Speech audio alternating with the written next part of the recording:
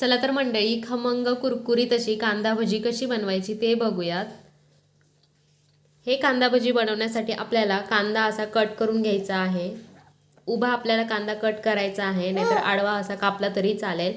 ओवा घ्यायचा आहे, कोथिंबीर घेतलेली आहे, थोडी मिरची घेतलेली आहे। हा कांदा एका बाउलमध्ये आपल्याला व्यवस्थित असा सेपरेट करून घ्यायचा आहे।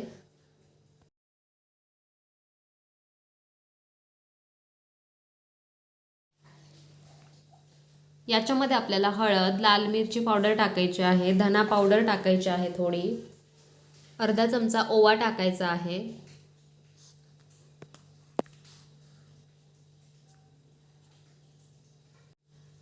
हिरवी मिरची, कोथिंबीर टाकायची आहे।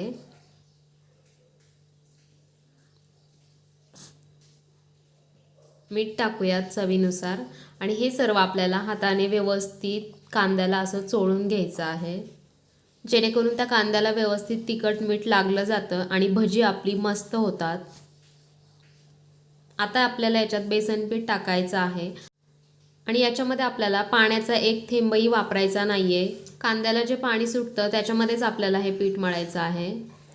अशा प्रकारे मी पीठ मळून घेतलेलं आहे आणि आपल्याला याला 5-7 मिनिटच एक साईडला ठेवायचं आहे मुरण्यासाठी। कढईमध्ये तेलही गरम करायला ठेवलं होतं आणि लगेच आपण याची भजी बनवून घेऊयात। इथे तेल थोडंसं गरम झालेलं नाहीये, तर अजून गरम करायला ठेवूया आणि याची व्यवस्थित अशी भजी बनवून घेऊया।